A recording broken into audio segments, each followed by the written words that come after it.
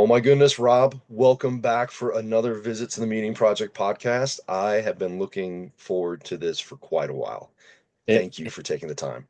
yeah, Dan, it's great to see you. And I have not seen you or really spoken to you in a few weeks. And I know you did your Oregon psilocybin practicum. And I have literally been dying to find out how it went and how your journey manifested, what you saw, what you experienced. I'm like, I've been waiting with bated breath. Man, wow, it was an experience. Um, I've summed it up to many people many times this way. All of my intentions were answered in none of the ways I expected. Mm, Um, I was just kind of going back for those people that might be watching on YouTube. This was the last page of about 20 pages of notes. You might recognize that logo, right? That is the oh, Uptown Fungus logo, yeah, yeah, yeah. where where our mushrooms come from. Uptown Fungus in Eugene, Oregon. So these labels from the packages I was given say let's see, whole fungi, psilocybe, cubensis, mazatec is the strain I took, Mhm. and 24 milligrams and then 10 milligrams of psilocybin. So you went for the max.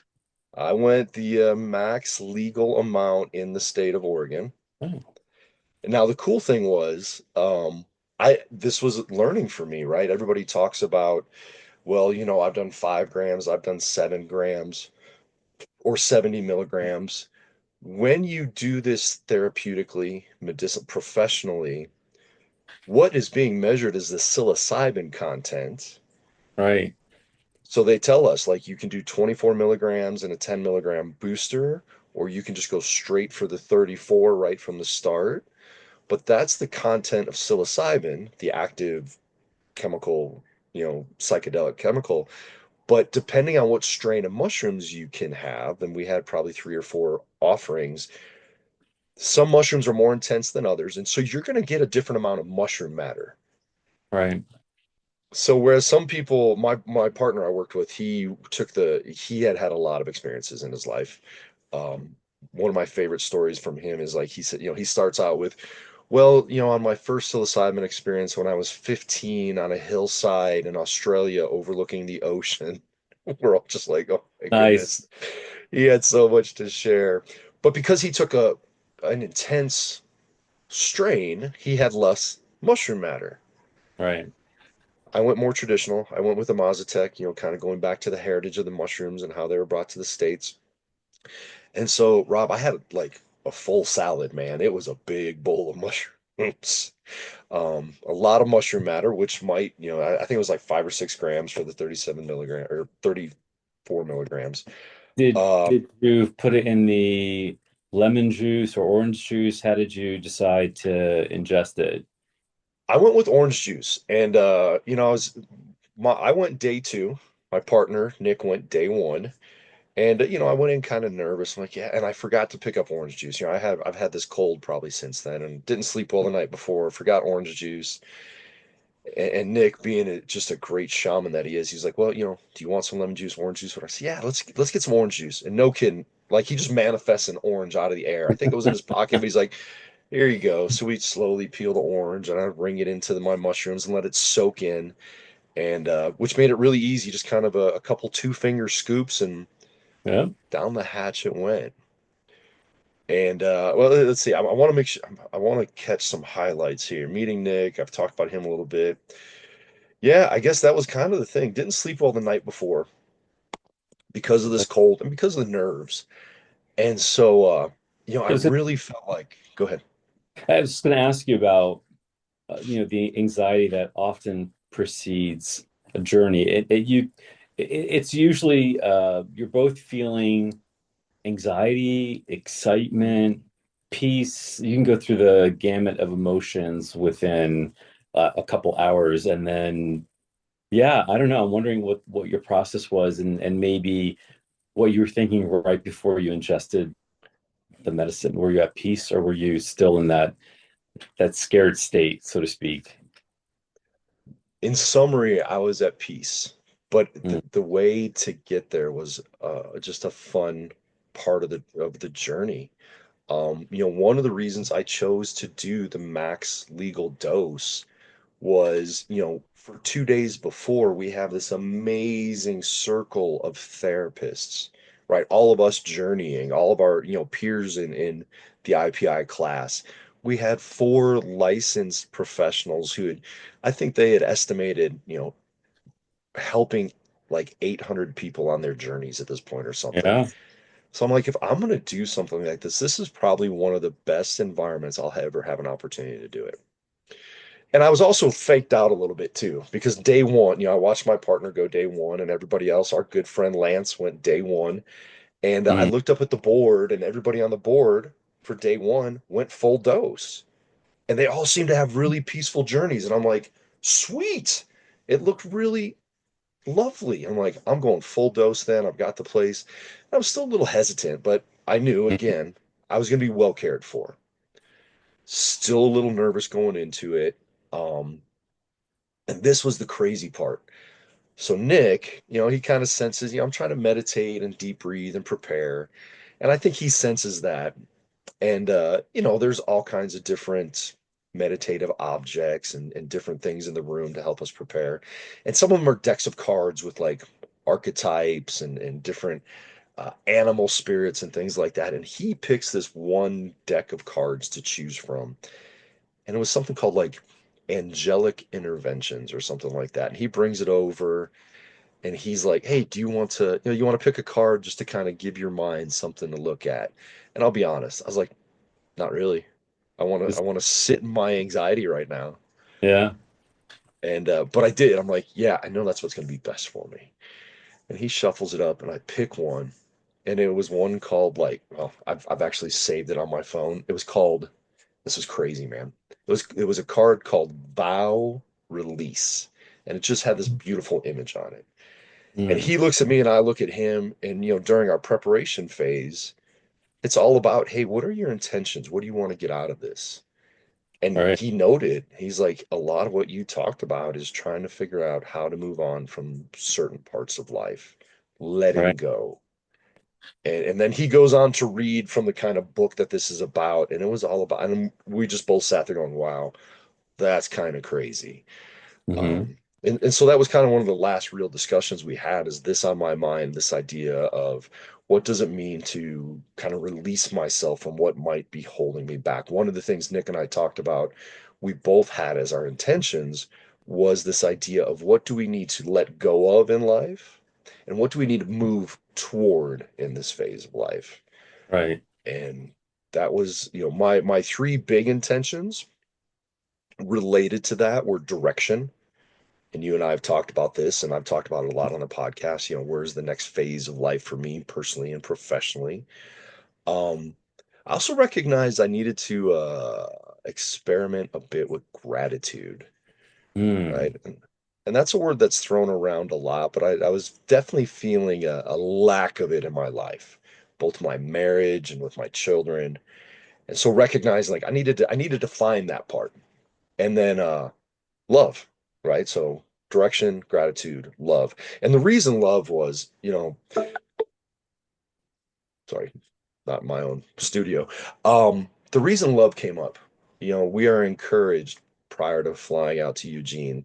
They tell us like, hey, bring something important to you to kind of put on our therapeutic altar, something to think about as you go into this journey. And as I've shared before, at our ketamine journey, I was quite haphazard with that. Really didn't think through it very well. Just grabbed something that was there. This time I was much more intentional, and I'm down in my office where I record often, and there's this one of my favorite pictures of my wife and I, like 25 years ago. Rob, I had a pretty decent head of hair back then. Um, Wow. I'd love to see that picture, by the way. Yeah. I'll share it with you sometime. And of course, she's as lovely as she's ever been. And I look at that picture, I'm like, you know what? I need to find those two kids. And so I took Mm. that picture with me and put it on the altar. And, that was kind of the idea of finding love again. And so, yeah, we read this card, and then we go about the whole our group leaders kind of like, all right, here we go. Everybody has their mushrooms. We do a little guided meditation, and then it's time. And just kind of watching that room and everybody find the different ways to, some people were just ready and wanted mushrooms. Some are like, "Ugh, these don't taste that great." By the time I was ready, my orange juice had kind of, I don't know, softened them up a bit. So it's Mhm. pretty easy. So, So it sounds like you and Nick, they just put us together in dyads, and so maybe I'm sorry if you've already shared this with your audience. Before we go to Oregon, we are not sure who we're going to be paired with. But once mhm. you get to Oregon, we end up getting paired with someone. And I've always heard from people that they just know that they end up being paired with the right person. Did you feel that way with Nick? That you like this was No, the guy I was supposed to do this with? not at first, but then within seconds, absolutely. When we first gather, everybody's, meeting and greeting. Everybody's got the same kind of nerves. We're going in this kind of school environment to do, hallucinogens. Um, and Nick is Australian born, Greek, so he's currently living on a Greek island, about 65 Oh, years old, studied astrology and psychoanalysis. He works in Switzerland at a business school. I mean, this is just, oh, and he's been also been doing yoga for like 25 years. So just very this like interesting man. right, like the Love it. world's most interesting man, and you just feel that from it. He's got this big head of hair going all over the place. Um, he walks in a room, you're just like, that is a beautiful soul right there, and you can feel that. Mm. But of course, since ketamine, Lance and I have been talking back and forth. We both knew we were going out at the same time. We're like, oh man, how cool would that be to work together?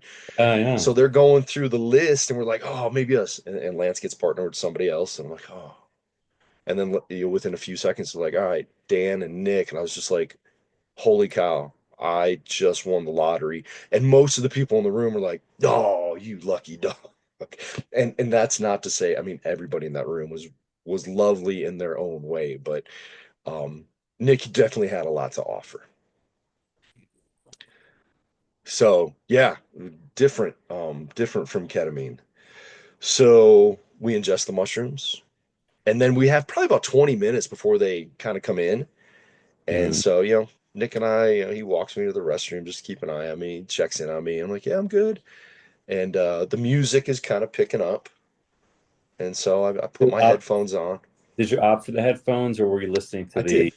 Okay. Yeah. So, yeah, just for those listening, like we have an option. It's such a cool system, right? So all of the headsets are synced up to the same playlist.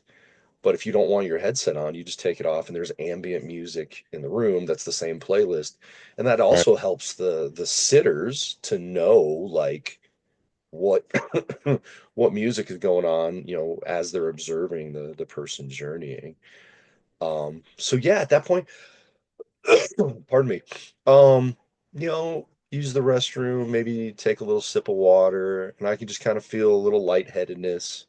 Um, Mm. if you'll remember, you've done, yeah, you did yours well before mine.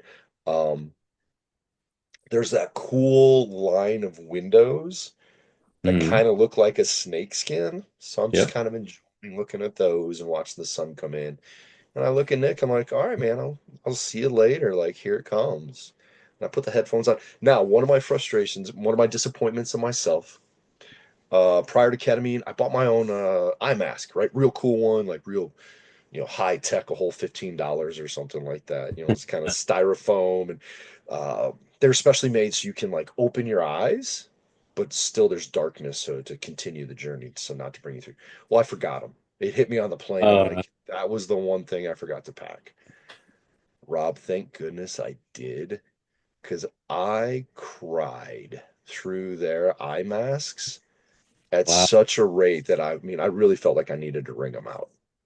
Wow. Um, yeah, that was a powerful realization when I came to after my first journey. Mine was definitely a tale of two journeys. Um, And when I started to come to after about 3 hours of journey one, I was just like, oh my goodness. And I remember like journey one was anger and rage, and there were tears of anger, and I just remember feeling them and feeling this mask and being like, wow, So man. journey one, are we talking ketamine or journey? Do you feel like your psilocybin journey was split up into journeys within journeys? Okay, Yeah, the okay. psilocybin experience was like two journeys punctuated by a restroom break and a funny little interaction with our head therapist, Drew. Um, Mhm. So I'm gonna hit the,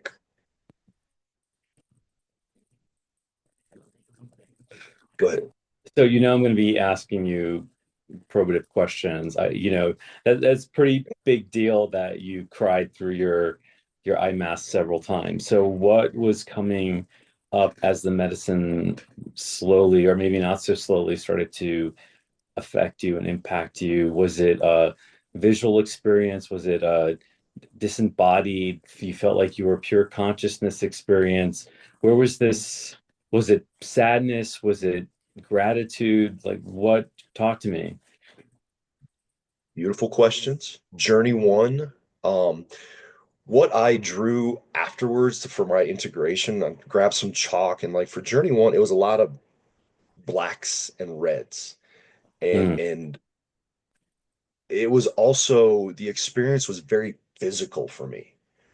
Um, so much so that there were times I would kind of come to some consciousness and be very self-conscious, like, oh my goodness, am I disrupting any people? Are the thoughts am I verbalizing these thoughts as I cuss out people important to me in my life? And did I just say it? Did I scream that out loud?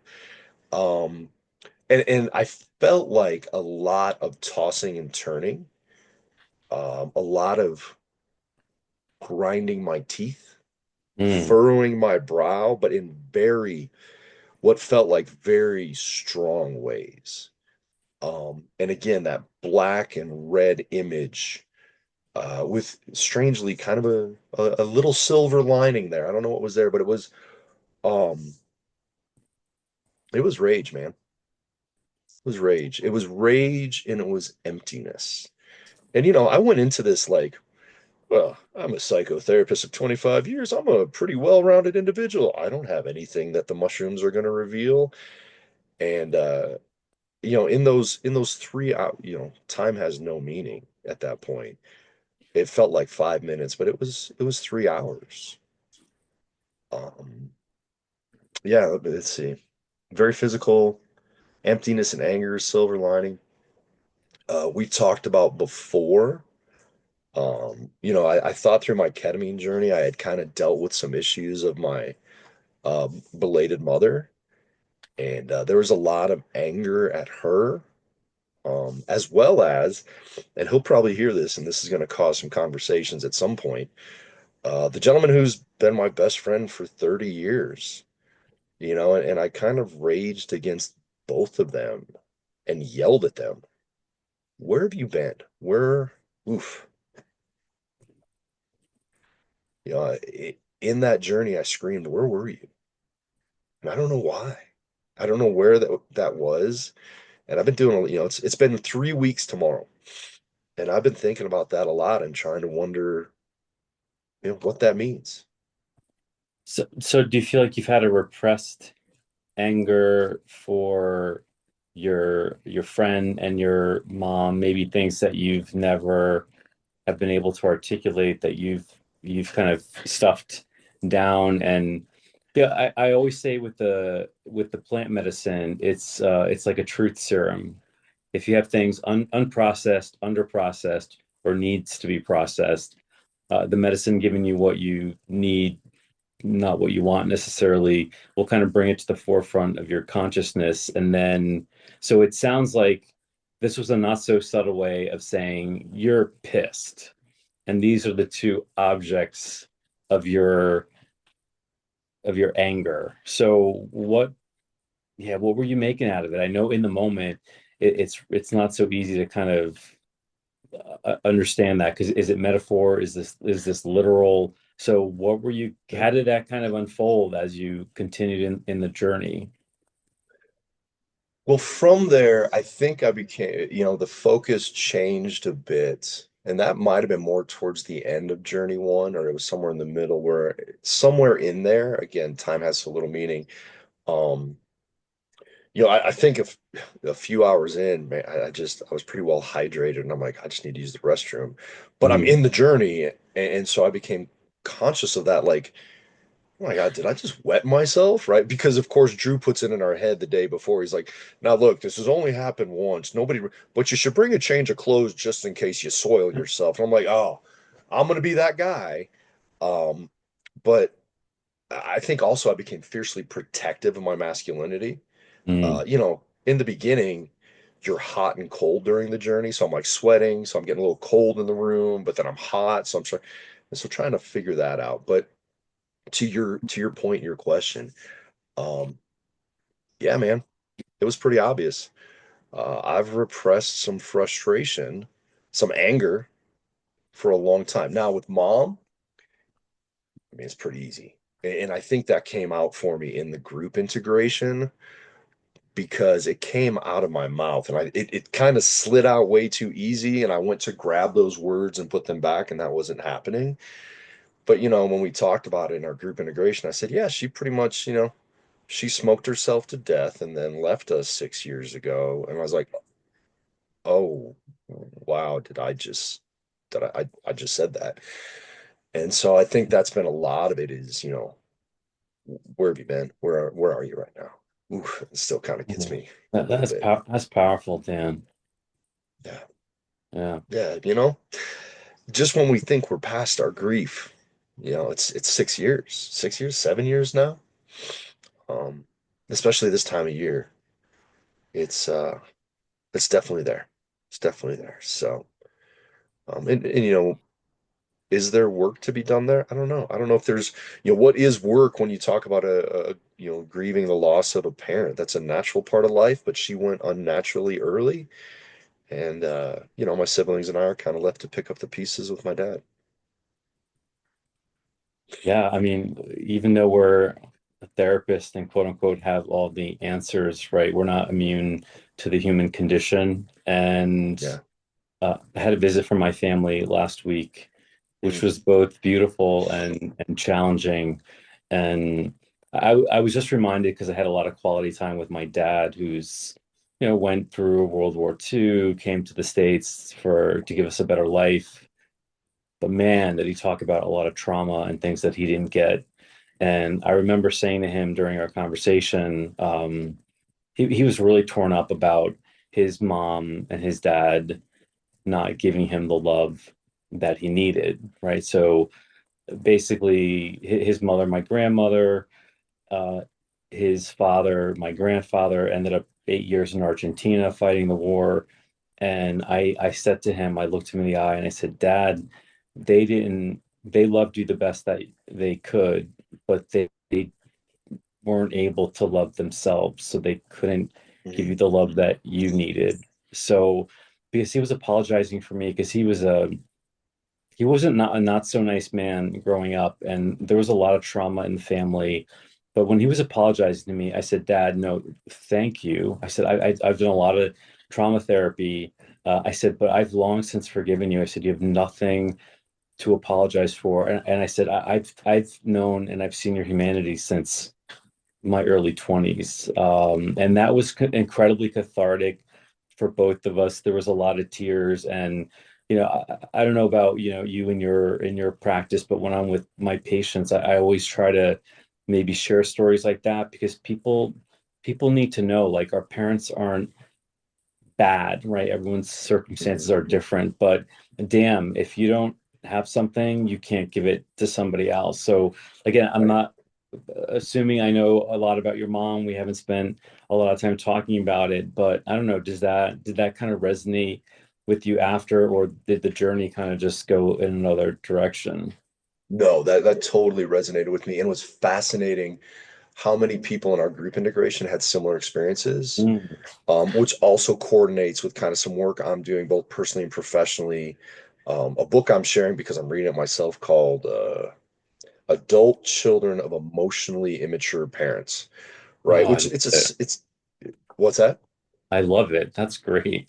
It's a solid book, but it's fascinating because it's not really about specific parents, but it's almost a generational thing.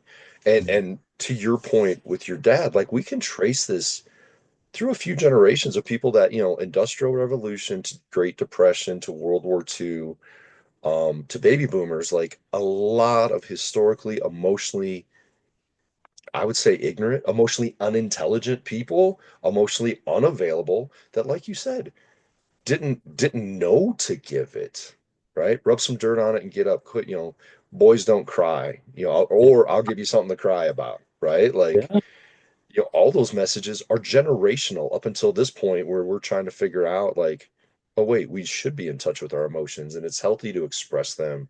And men need more men like you and I together with each other to kind of express these things, which, man, you're good at this therapy thing. Have you thought about going into this professionally? Well, maybe once or twice. Yeah. So that brings me to a point about my best buddy. Now, it probably didn't help that we had dinner together. So I left 6 a.m. Monday morning. We spent the weekend with him and his wife and two, three, four other couples having dinner together in Indianapolis. So I go ready to go into this.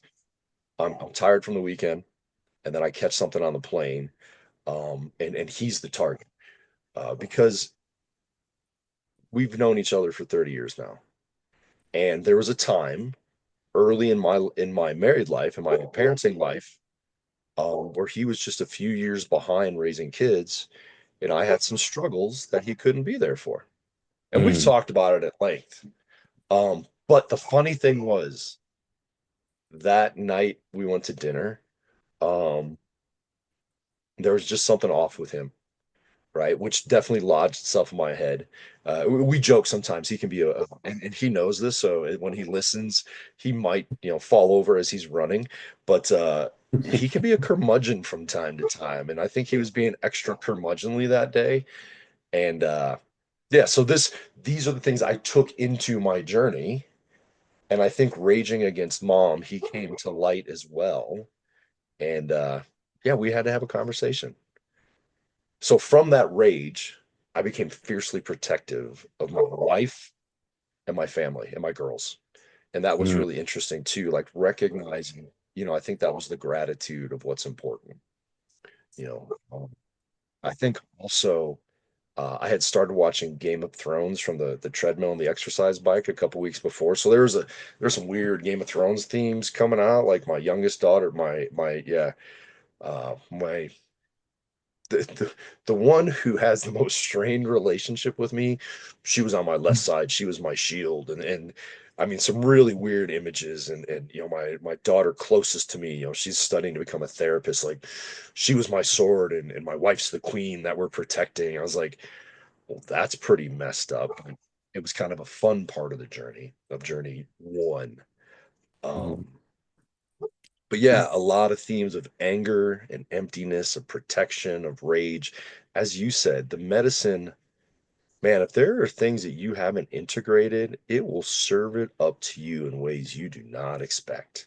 Yeah. As I walk around life thinking, like, yeah, I got my stuff pretty well figured out. And the medicine said, "Oh, you do, but here's some things you might want to take a look at that are maybe making you not so easy to deal with for your wife and your daughters on a day-to-day basis." There's often a lot of talk, and I think you and I spoke to this last time we connected on here, that, we often talk about shadow work in the context of psychedelic work and also psychotherapy. People are like, what the heck is shadow work? If you go back to, the Plato and Socrates day, and, like he was, in a cave looking at a shadow, and, basically shadow work is those things that come up in our lives that we really don't want to deal with, and we kind of would rather file away somewhere and make pretend they don't exist. And then look, a lot of people do that, and they're like, okay, it doesn't affect me until it does. right? Yeah. So, you and I might be in a therapy session and someone is stuck and they just don't know why. I don't know why my best friend is annoying me this way. And then sometimes you have to go backwards to go forward and figure out, okay, this is shadow work that you weren't able to kind of address back then, but this is a sign in the present that that needs to be or processed or reprocessed or whatever. Like, to your point with the medicine, it really doesn't care. It's not going to have these pleasant conversations. And again, I think depending on your own constitution and how you're wired, it's going to come up differently, but the way it needs to come up for you. So obviously, well, I don't want to speak for you. Like each journey is unique and it's your interpretation. It's not your therapist or your friends.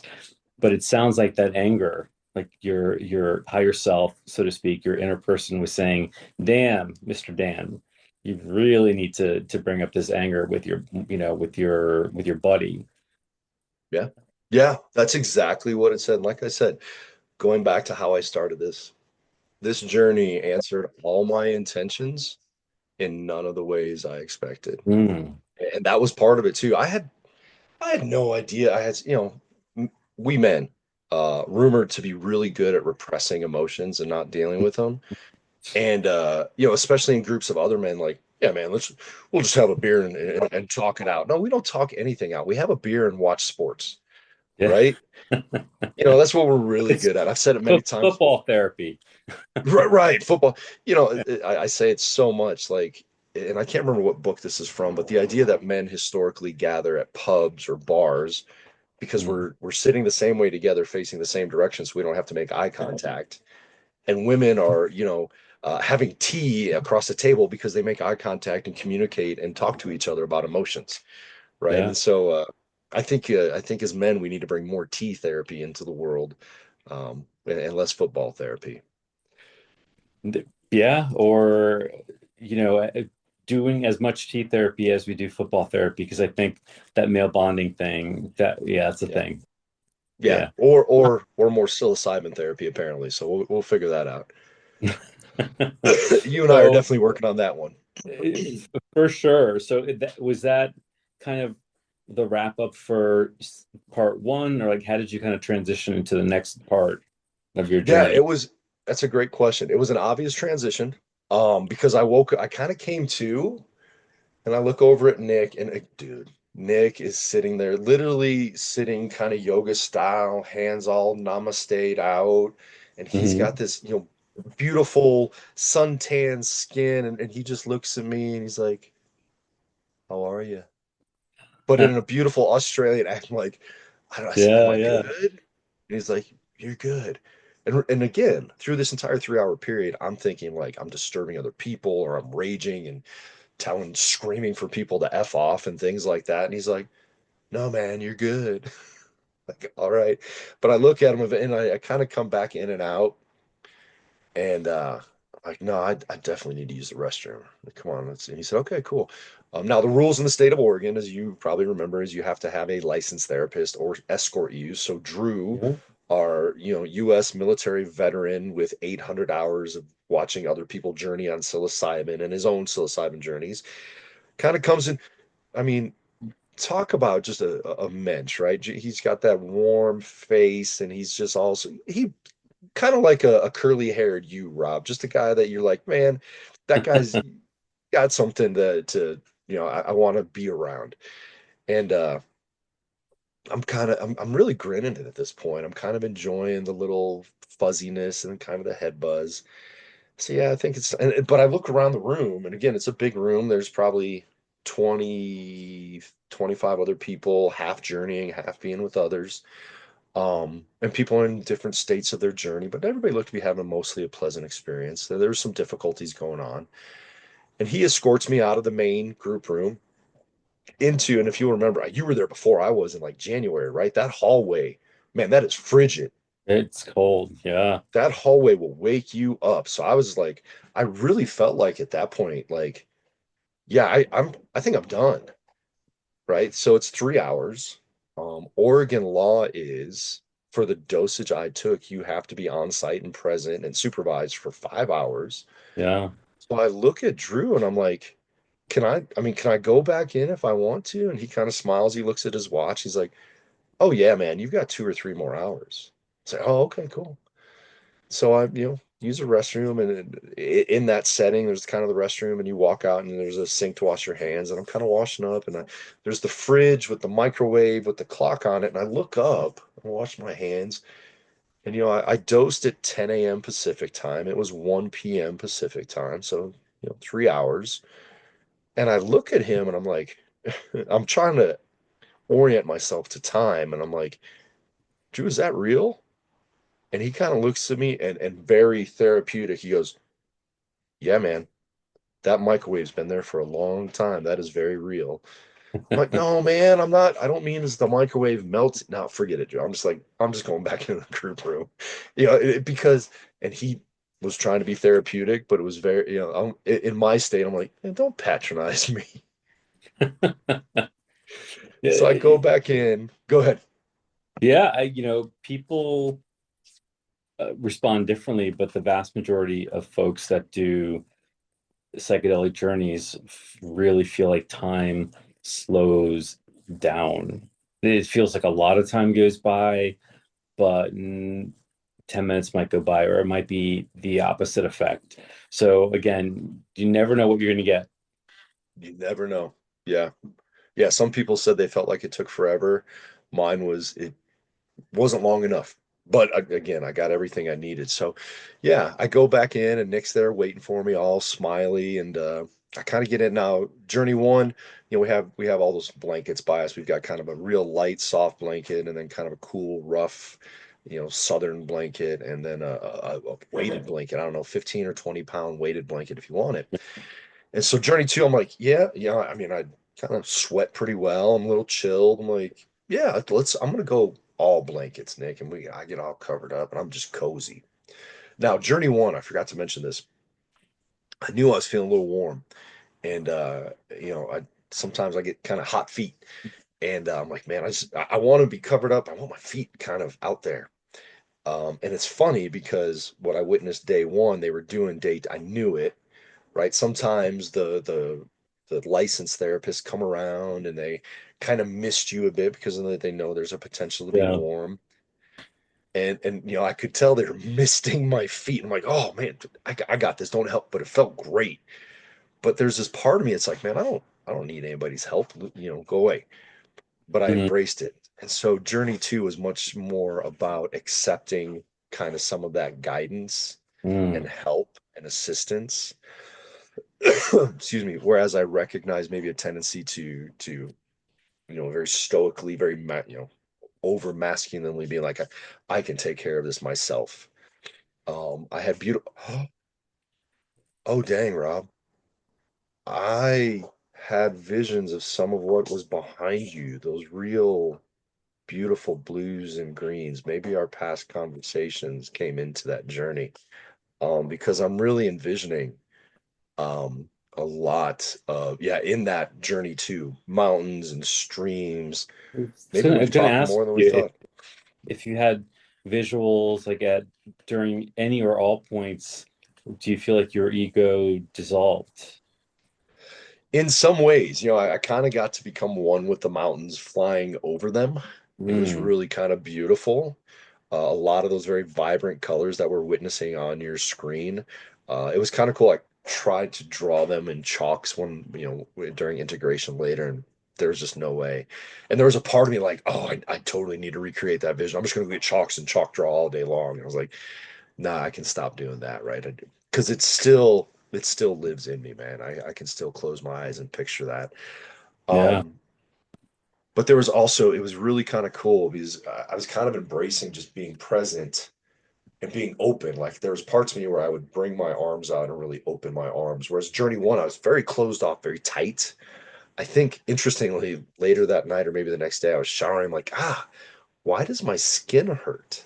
And I recognized during journey one, I might have been so tense.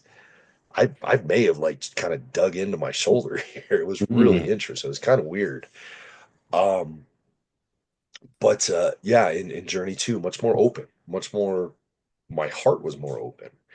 and I could reach out, and there was a plant on my right. I could kind of play with nature a little bit, and then on my left was Nick, and he would just kind of grasp that hand every once in a while. It was really kind of cool.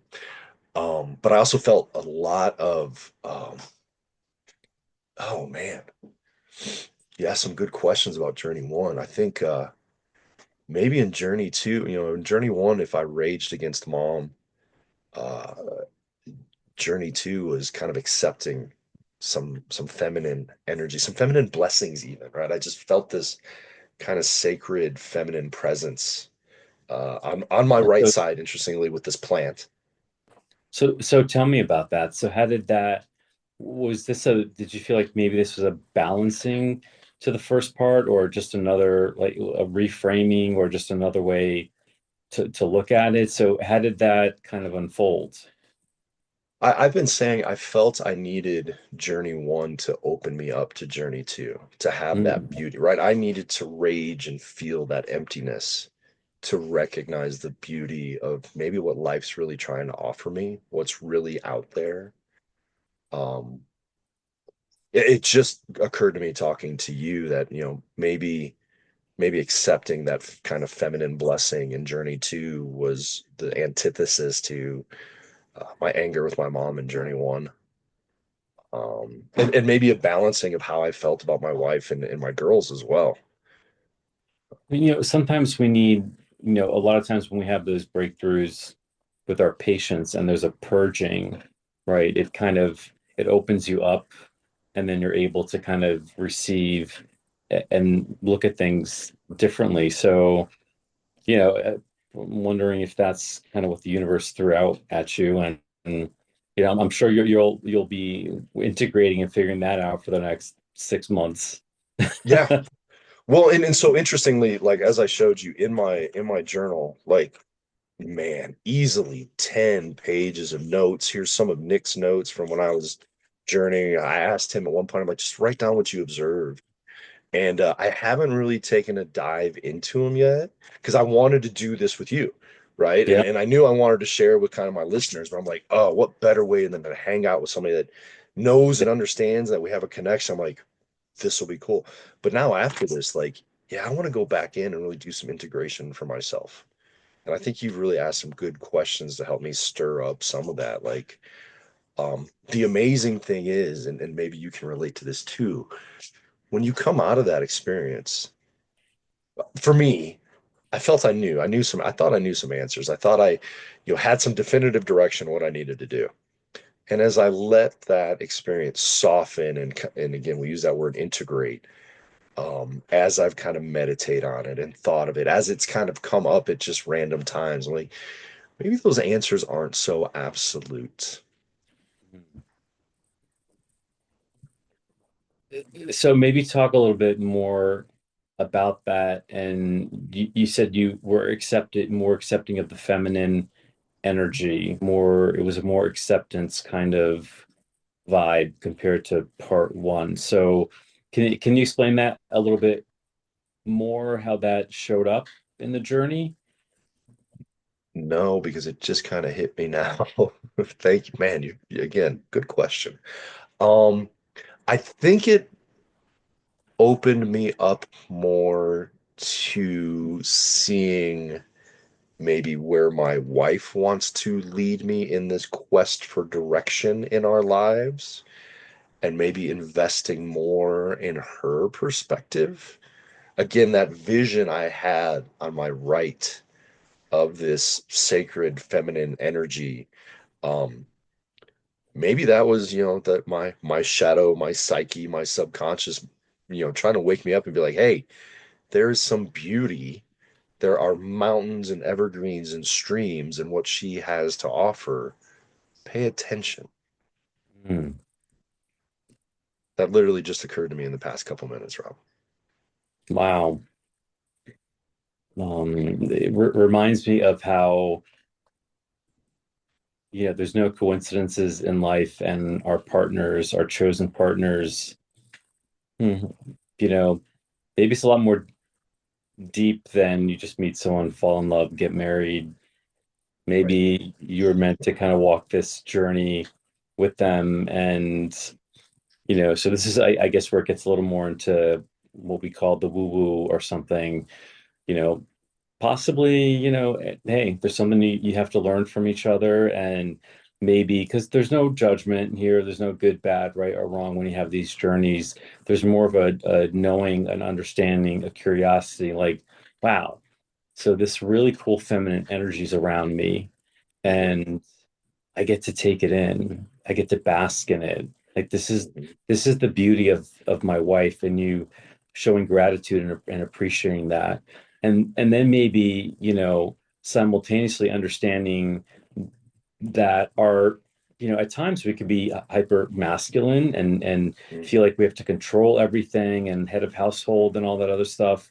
And I almost feel like, and maybe I'm projecting my own journey, just my higher power, God saying, you need to chill the heck out. And you're Hmm. not on this journey by yourself. And, in your case, you have a beautiful wife and beautiful children, and they love you. And hey, it's all right. Let them let them take care of you and enjoy, bask in that feminine energy. Yeah. So true. And she's even commented since coming back, like, and maybe not so much the first week or so, you're still feeling it. You're still vibing and, Mm, like, hey, the neuroplasticity and the mushrooms are still there, pretty active in you. And, yeah. and after a week long trip in Eugene and work and flights, like, I came back just tired and chill. So Hmm. trying to bring some of that back in and on a regular basis. So, man, you make some strong points that are definitely gonna have to be, spend some time with them. But that's kind of what we do with this, right? Like, it's not, as I've said before, and I know we've talked, it's not just about the journey and the mushrooms and those hours you spend under the influence of the medicine, but it's all the work afterwards. It's the group integration. It's finding other trained professionals that you connect with to be like, hey, have you thought about this? Maybe take it a look this way. Talking about shadow work, things like that. Yeah. I always tell the folks before and during and after their treatments, just wrapped up. Well, one of my patients just wrapped up his eighth session of ketamine work. And I have a really strange conversation for them in the beginning before they even start. Strange, how so? Well, I say, look, for the purposes of these treatments, it's almost like all psychological regular rules are off. And then they start to look at you like you have a third eye.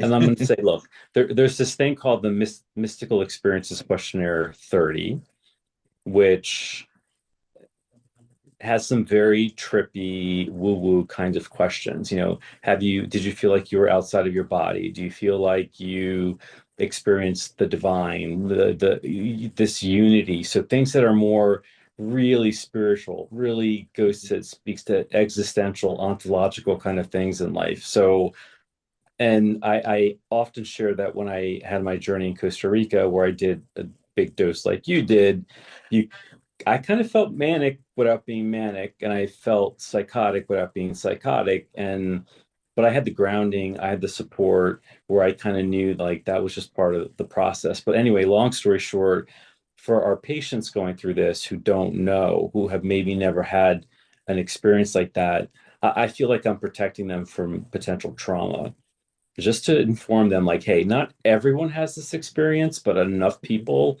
have come out of these journeys reporting things like that. So if you do experience it, this is a safe space. And Yeah. look, you and I know, because we've been doing this for a while, there's a difference between that journey mania, journey psychosis, in air quotes, and when someone is legitimately suffering from a mental health issue that needs to be addressed and it's 911. You, yeah. So I tell people, listen, I have your back. I'm not Yeah. gonna go offline with my training, but for this purpose, don't be afraid to be honest and real about what you experience, because a lot of times it's the ineffable, the noetic, and people get scared. And hey, that's the whole point of doing this stuff, is to kind of experience some of that and feeling, safe to talk about it with your therapist. Man, that is beautiful. That right there, you just summed up the difference. It was I'm challenged from time to time. People are like, "Why do I have to come to your office to do this? I can just go get a massive dose of mushrooms and sit on my couch and watch Netflix." I'm like, yeah, what Rob just described, man. That, you're gonna watch Netflix and you're gonna have some visions and maybe see funny things, but it's like, no, do you want to make this therapeutic? Let's work with a therapist that's trained in it then, because there are all Yeah. these, I love that word. I love learning the using the every chance I get to use the word ineffable, right? Mhm. Unexplainable, unnameable, unimaginable, combined with, mystical experiences. Like, yeah, that's the magic of it. For me, a therapist who thought he kind of had everything figured out, I literally went into that journey. As I said, I just wanted a nice nap and some funny dreams, man. That's really Yeah, where yeah. I thought I was going. And the mushrooms were like, no, no, you got some stuff to deal with, brother. Question for you. Do you give the Yeah. MEQ 30 before the first journey or after with ketamine? So what I will do, because again, I'm trying to prepare them, but not set up expectations. So Hmm. if you go too far in the weeds with that, they might set up expectations that these are the things that are supposed to happen. So I give them a sampling depending on who the client is. I'll pull maybe one or two, maybe surrounding the unity, like you might feel like you're a part of a bigger whole. You might feel this extreme peace that you've never felt before. Some people describe seeing sacred geometry, so these weird kind of shapes and colors, and I'm like, if it happens, I'm trying to normalize it. And look, a lot of times it does happen, and Yeah, I'll get the feedback after, like, yeah, thank goodness we had that conversation because I've never experienced anything like that before. Like maybe I smoked some pot in high school, and like I would have freaked out. yeah, So yeah, so it's kind of like it's walking that you have to be balanced, right? Knowing your patient, meeting them where they're at.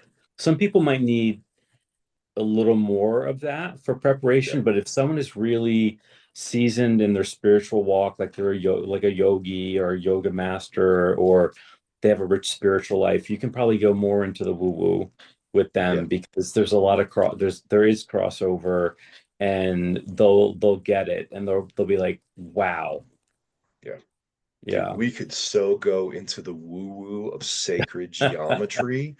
Oh yeah, man, I like that stuff has been happening across cultures throughout history for thousands of years. And just to think that, you can be a part of that and see these things, you're like, now wait a second, why do these things mean this in culture? And it's like, man, that's the ineffability of sacred geometry and things like that that taps into our collective unconscious and the archetypes and all of that amazing stuff. So yeah. It's.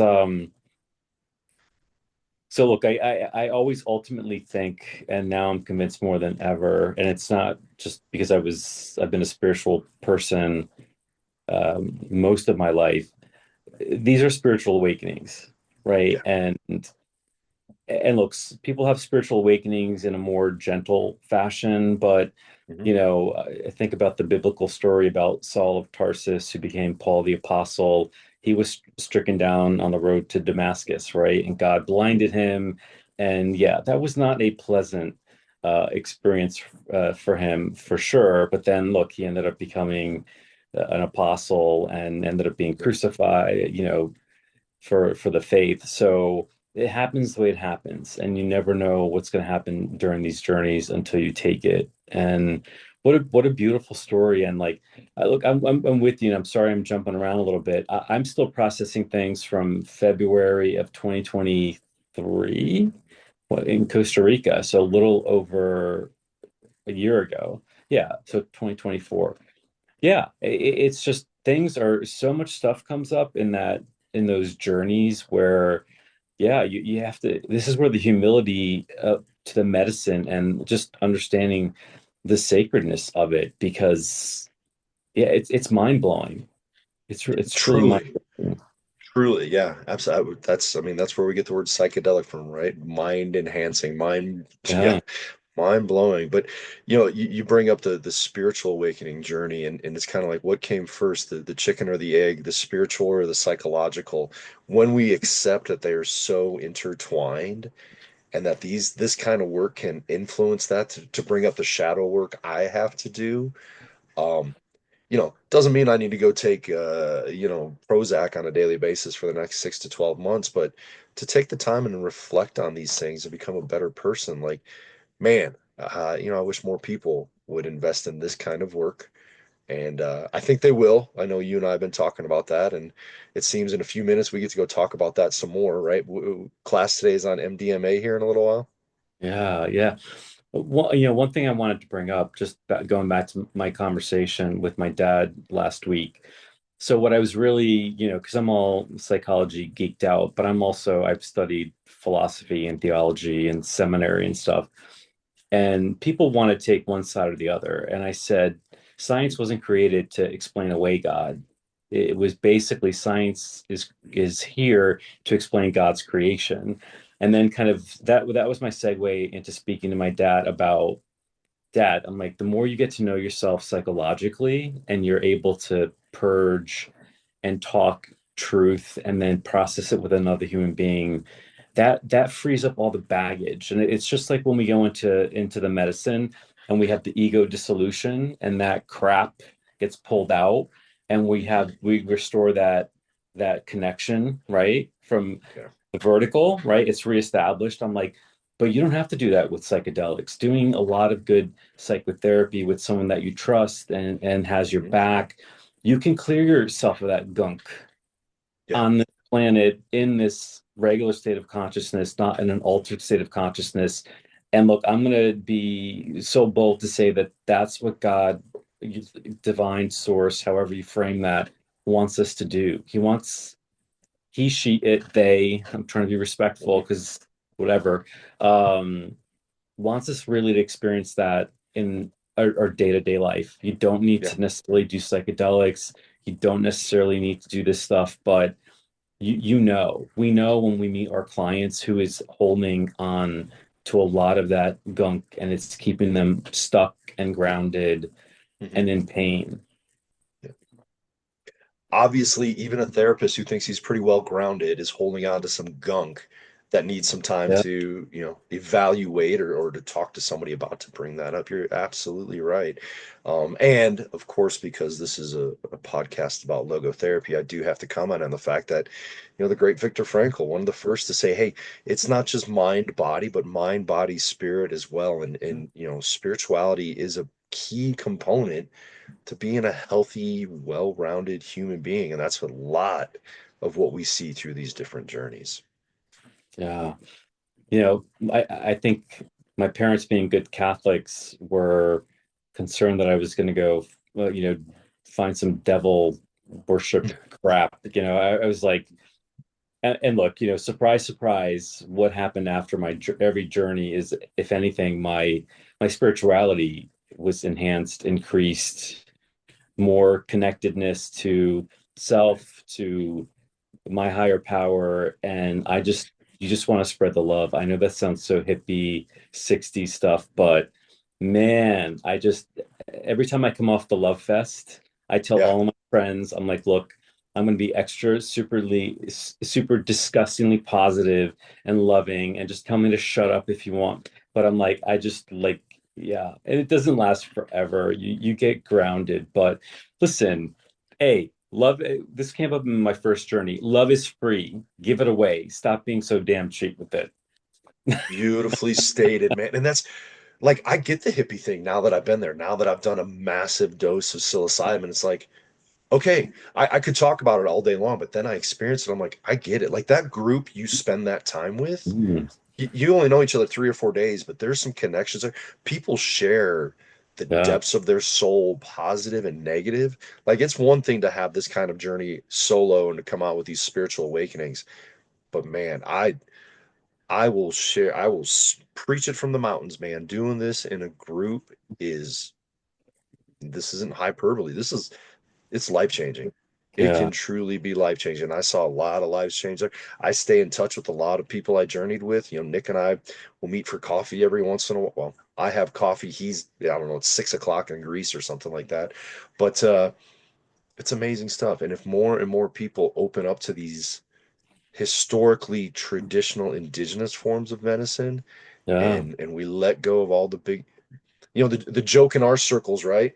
If we just, gave all of these politicians a lot of mushrooms, man, things could be a little different, a lot different. So, um, Yeah. hey, I know we got class in a little bit and we've got other things to talk Oh. about. You've wrapped up so many beautiful ways. Hey, thank you, man. I really appreciate you and being willing to jump into this blindly and to do what you do so masterfully as a therapist. Like, thank you. Honestly, as the person that was your client for the past hour, I truly appreciate you, Rob. Uh, Dan, you're getting me choked up because I'm a softie at heart. Listen, I feel privileged and blessed every time. And I always ask, like, why the hell do people even feel comfortable talking to me and being vulnerable? But know that it means so much to me. And ever since we met just a couple of short months ago, I feel like I've known you for years and not a couple of months. It's been a tremendous blessing, and I've loved each conversation more than the last. And I'm so happy to hear about your journey. And I can't wait to hear more because I know as the days and weeks and months progress, there's going to be more and more and more stuff that's going to come out. So I'm going to be hitting you up, my friend. I can't wait. I can't wait, man. Take care, Rob. All right. Thank you.